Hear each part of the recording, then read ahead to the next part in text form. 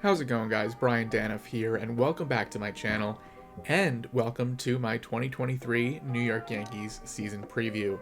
The Yankees just wrapped up spring training today. I mean, technically, they played an exhibition game in DC against the Nationals. They lost 3-0, I think.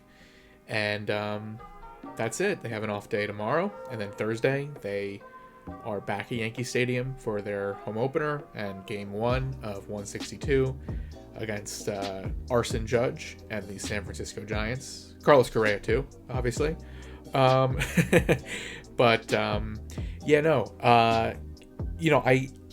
made a video about the Yankees signing Aaron Judge in December, but besides that, I haven't made a video really about the Yankees in 2022 or 2021. But make no mistake, I have continued to follow them just as closely, watching every game that I can. I actually, I live in New York. I went to school in Boston, but I've been back in New York since the pandemic. But in 2021, I drove up to Boston with my family to go to the wild card game at Fenway, and it was just awful.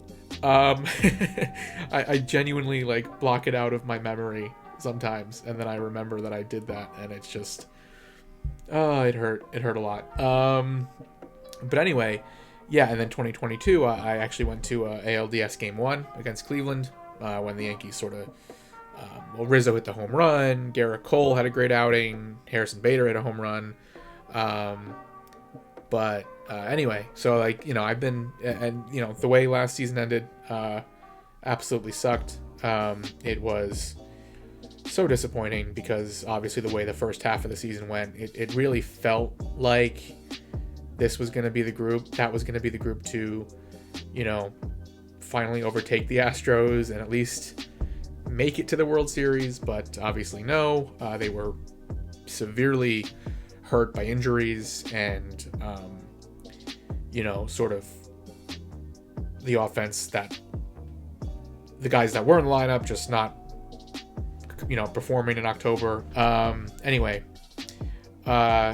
So the Yankees, they had a very interesting offseason to say the least. They brought back Aaron Judge. They brought back Anthony Rizzo. They signed Carlos Rodon.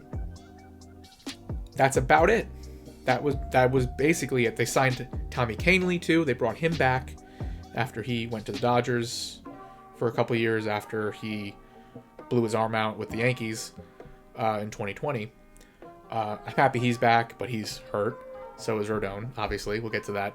And then spring training starts, and it was like this dark cloud sort of hanging over the team because there were these 3 big problem players last year. It was Josh Donaldson, Aaron Hicks, and Isaiah Kiner-Falefa, and all 3 of them are still on the team and are still going to be on the Major League roster. 2 out of 3 of them are probably going to be in the opening day lineup on Thursday. Donaldson will be at third, and I would assume Hicks is in left. I mean, maybe Oswaldo Cabrera gets the start there, but still, at the very least, it's a Hicks-Cabrera platoon to start the year. And if Hicks is even halfway decent, I'm sure they'll give him more playing time because of his veteran status, his contract, yada, yada, yada.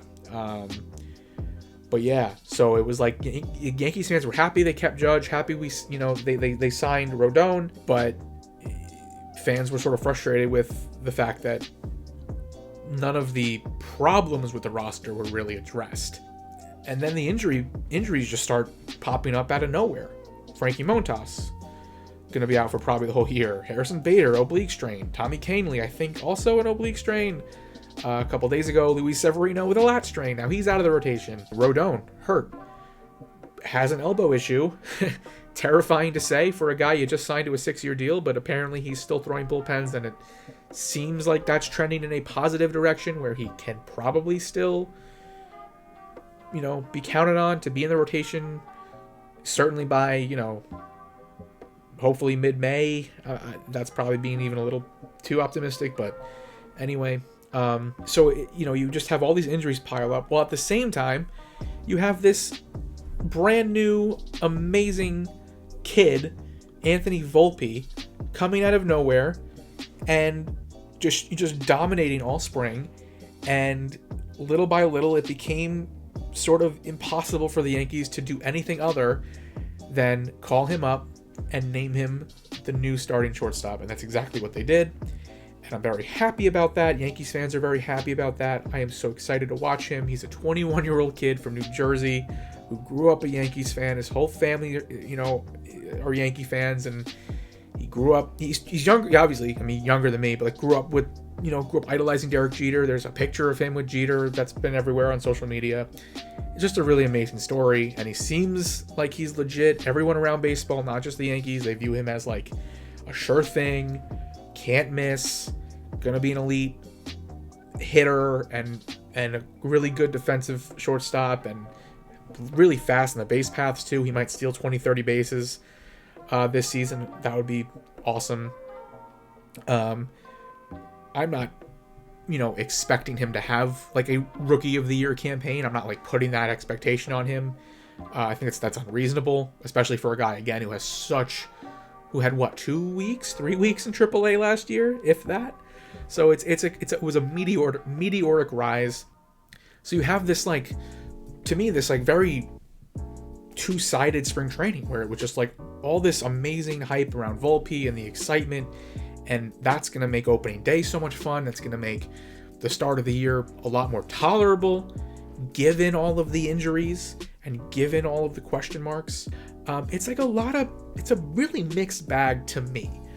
I know a lot of Yankee fans are like over the moon excited for this season. A lot of people on social media are really buying into just everything about this team, right down to the Josh Donaldson resurgence, which look, I also am rooting for that to happen.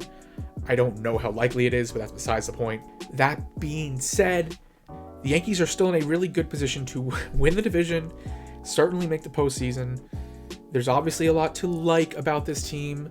It's great to have Aaron Judge back, and it's so cool that he's the captain. You love Anthony Rizzo. You hope DJ LeMahieu's healthy. You hope Giancarlo Stanton is healthy, and if those two guys are healthy, they'll be pretty productive. Jose Trevino is going to still play amazing defense behind the plate. The pitching staff, like right now, obviously in opening day with all the injuries, it's very much, the rotation's very thin going into the year.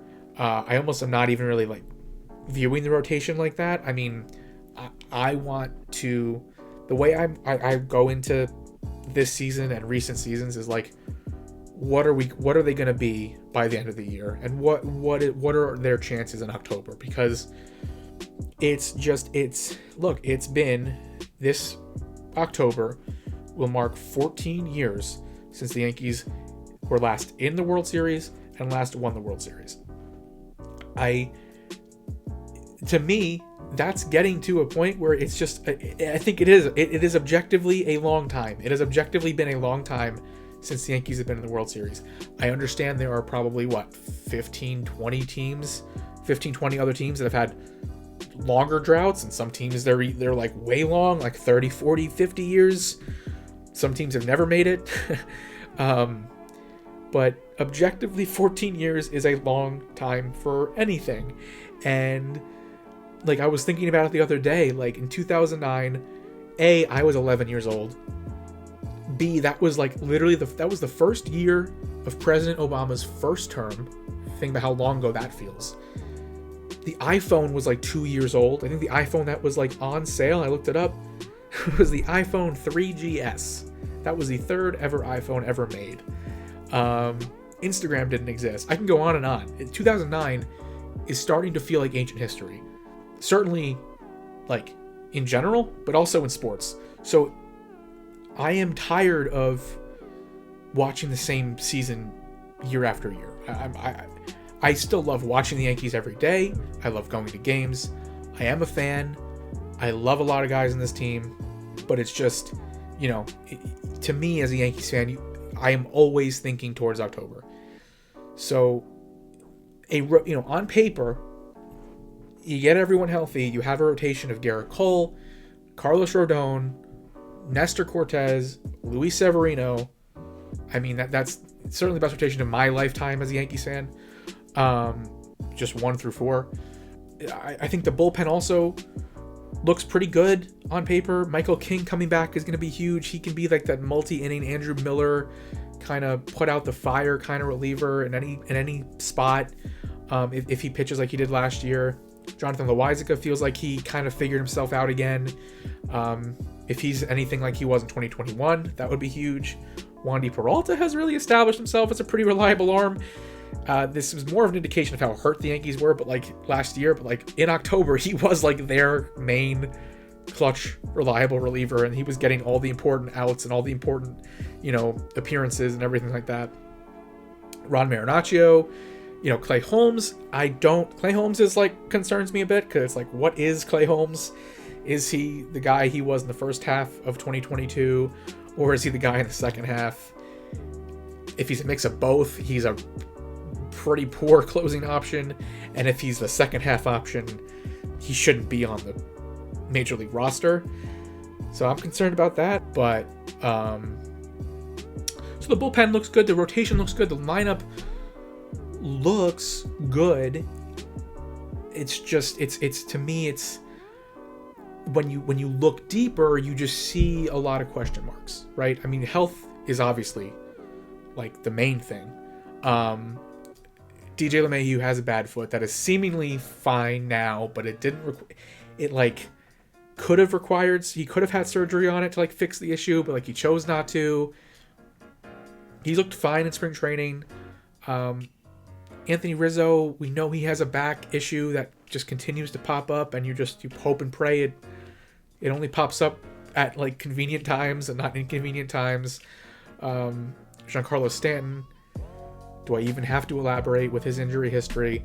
I know he's been great in the postseason, but like it drives me crazy how during the season he's this guy you almost just can't rely on for a million different reasons. The Yankees don't trust him to play the outfield, and then he gets hurt even though he's only DHing, and it's just he has his hot and cold streaks too, where he just looks completely lost at the plate.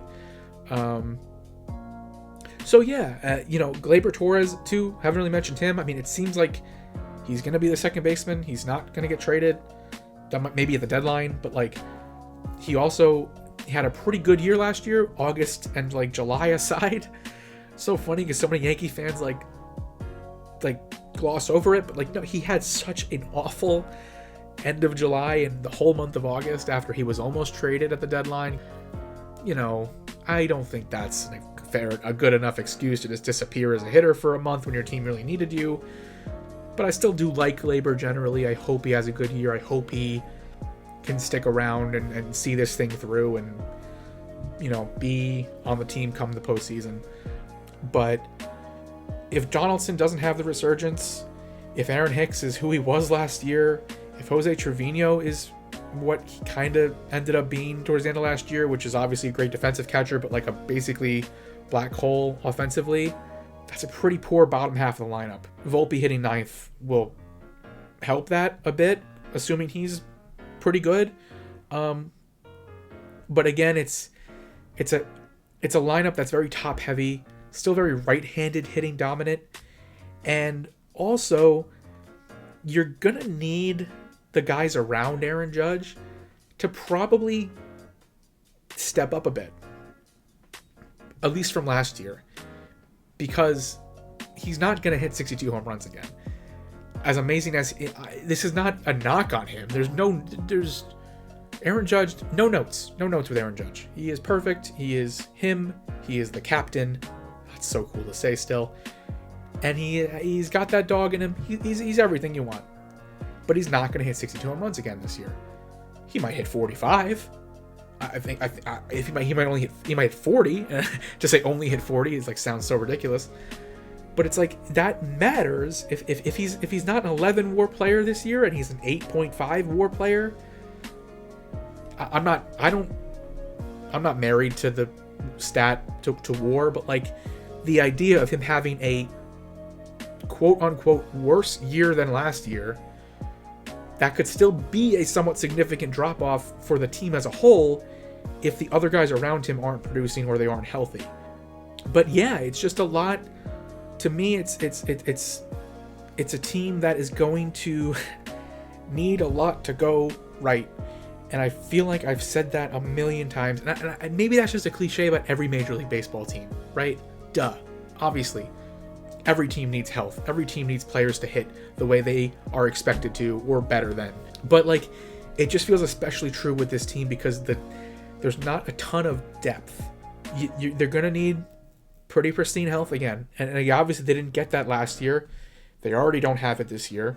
And it's a major concern. And again, with the lineup, right-handed dominant. They're going to need a left-handed bat at the deadline yet again.